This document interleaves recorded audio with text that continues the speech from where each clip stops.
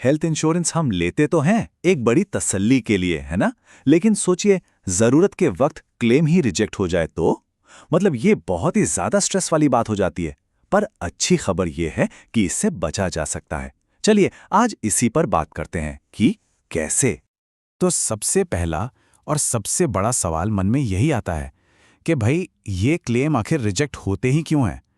क्या इंश्योरेंस कंपनियां जानबूझकर ऐसा करती हैं पैसे बचाने के लिए, या फिर कहानी कुछ और ही है?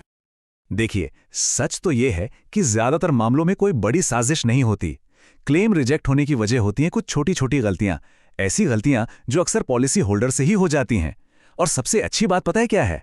इन गलतियों को होने से रोका जा सकता है। तो चलिए थोड़ा और गहराई से समझते हैं। शुरुआत करते हैं उन बुनियादी नियमों से जिन्हें अक्सर नज़रअंदाज कर दिया जाता है, मतलब वो गलतियां जो क्लेम करने से भी पहले हो जाती हैं। तो इसमें हम 3 बहुत जरूरी चीजों पर बात करेंगे। पहला, अपनी मेडिकल हिस्ट्री को सही से बताना। दूसरा, वेटिंग पीरियड क्या होता है उसे समझना। और तीसरा, ये जानना कि पॉलिसी में क्या क्या शामिल नहीं होता है। और ये है वो गलती जो सबसे ज्यादा होती है और शायद सबसे बड़ी भी है, अपनी मेडिकल हिस्ट्री को छिपाना। यकीन मानिए, क्लेम रिजेक्शन का ये एक बहुत बड़ा कारण है। इसका समाधान बहुत सीधा साधा है, पूरी ईमानदारी। पॉलिसी लेते वक्त सब कुछ साफ साफ बता देना चाहिए। चाहे डायबिटीज या हाइपरटेंशन जैसी कोई बीमारी हो, कोई पुरानी सर्जरी हुई हो, या फिर स्मोकिंग जैसी कोई आदत, कुछ भी मत छिपाइए। ट्रांसपेरेंसी ही यहाँ सबसे बेस्ट पॉलिसी है। अच्छा, अब आते हैं दूसरी आम गलती पर। वो है वेटिंग पीरियड को ठीक से ना समझना या उसे नजरअंदाज कर देना। हर हेल्थ पॉलिसी में ना एक खास वेटिंग पीरियड होता है। इसका मतलब ये है कि उस समय के दौरान कुछ बीमारियों के इलाज का क्लेम नहीं मिल सकता। इसको ऐसे समझिए, पॉलिसी लेने के बाद जो पहले 30 दिन होते हैं उसमें आमतौर पर एक्सीडेंट को छोड़कर किसी बीमारी का कवर नहीं मिलता। फिर अगर कोई बीमारी पहले से है तो उसके लिए 2 से 4 साल तक का इंतजार करना पड़ सकता है। और तो और मोतियाबिंद जैसी कुछ खास बीमारियों के लिए भी एक अलग वेटिंग पीरियड होता है। तो कोई भी ट्रीटमेंट प्लान करने से पहले ये जानना बहुत जरूरी है। तीसरी गलती, ये भी बहुत कॉमन है। लोग ऐसे इलाज के लिए क्लेम कर देते हैं जो उनकी पॉलिसी में कवर ही नहीं होता। देखिए, हर पॉलिसी में एक एक्सक्लूजन लिस्ट होती है, मतलब उन चीजों की लिस्ट जिनका पैसा कभी नहीं मिलेगा। तो इसका हल क्या है?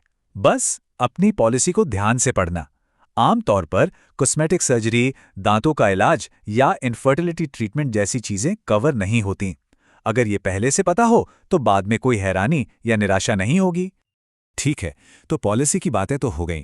अब आगे बढ़ते हैं और देखते हैं कि अस्पताल में भर्ती होने के समय कौन सी गलतियां हो सकती हैं। यहां भी कुछ नियम हैं जिनका ध्यान रखना बहुत जरूरी है। यहां सबसे पहली और जरूरी बात है नेटवर्क और नॉन नेटवर्क हॉस्पिटल का फर्क समझना।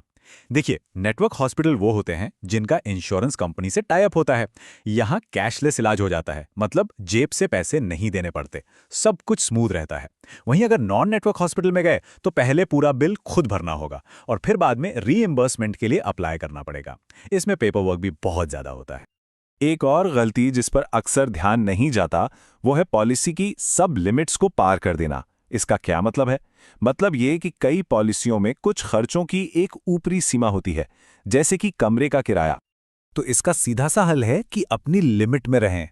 हॉस्पिटल में भर्ती होने से पहले ही चेक कर लें कि रूम रेंट की लिमिट क्या है, क्योंकि अगर उस लिमिट को पार किया तो कंपनी सिर्फ कमरे का एक्स्ट्रा पैसा ही नहीं काटेगी, बल्कि बाकी के खर्चों में से भी उसी अनुपात में कटौती कर सकती है। तो इस बात का खास ध्यान रखना चाहिए। अब ये गलती बहुत ही बेसिक है, लेकिन इसका नतीजा बहुत गंभीर हो सकता है। वो है प्रीमियम टाइम पर न भरना और पॉलिसी को लैप्स हो जाने देना। इसका उपाय तो बहुत ही आसान है।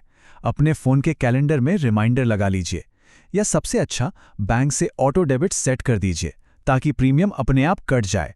बस एक बात हमेशा याद रखनी है, लैप्स हुई पॉलिसी का मतलब है जीरो कवरेज, कोई सुरक्षा नहीं। चलिए अब हम पहुंचते हैं सबसे आखिरी और सबसे जरूरी पड़ाव पर, यानी क्लेम फाइल करने के प्रोसेस पर। यहां पेपर वर्क में हुई जरा सी भी चूक क्लेम रिजेक्ट करवा सकती है। क्लेम प्रोसेस का सबसे पहला नियम है समय पर जानकारी देना।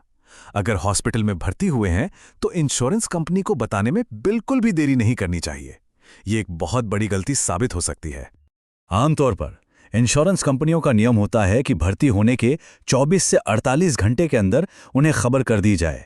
इस टाइमलाइन को मिस करने का सीधा मतलब हो सकता है क्लेम रिजेक्शन। अगली गलती है पेपर वर्क से जुड़ी, मतलब अधूरे या गलत डॉक्यूमेंट्स जमा करना। क्लेम फॉर्म में एक छोटी सी गलती या कोई ज़रूरी बिल का न होना, बस ये क्लेम रिजेक्ट होने के लिए काफ़ी है। तो इसका एक ही समाधान है, ऑर्गेनाइज्ड रहना।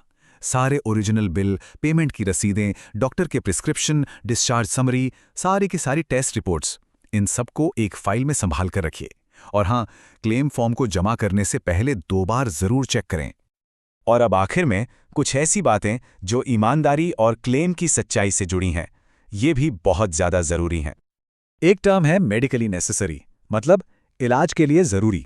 इंश्योरेंस कंपनियां जरूर देखती हैं कि हॉस्पिटल में भर्ती होना क्या सच में जरूरी था। अगर उन्हें लगता है कि ये इलाज तो घर पर रहकर या ओपीडी में भी हो सकता था, तो वो क्लेम रिजेक्ट कर सकते हैं। और सबसे आखिरी और सबसे संगीन गलती है फ्रॉड या धोखाधड़ी, नकली बिल लगाना या जानबूझकर गलत जानकारी देना। ऐसा करने पर न सिर्फ क्लेम तुरंत रिजेक्ट होगा, बल्कि वो इंसान हमेशा के लिए ब्लैकलिस्ट भी हो सकता है। तो इन सारी बातों से हमने क्या सीखा? यही कि एक स्मूथ क्लेम अप्रूवल का रास्ता मुश्किल नहीं है। ये सब कुछ बस थोड़ी सी जानकारी और जागरूकता पर टिका है। तो चलिए फटाफट से सारी ज़रूरी बातों को एक बार दोहरा लेते हैं। सबसे पहले, शुरू से ही ईमानदार रहें। दूसरा, अपनी पॉलिसी के नियम और लिमिट्स को अच्छे से जानें। तीसरा, कोशिश करें कि इलाज हमेशा नेटवर्क हॉस्पिटल में ही हो। चौथा, सारे कागजात संभालकर और सही तरीके से रखें। और पांचवां, इंश्योरेंस कंपनी को समय पर खबर करें। सीधी सी बात है, आज की थोड़ी सी जागरूकता जरूरत के वक्त पूरा सहारा सुनिश्चित करती है। तो अब इस सारी जानकारी के बाद एक सवाल खुद से पूछना बनता है, क्या किसी की भी हेल्थ पॉलिसी एक सफल क्लेम के लिए तैयार है?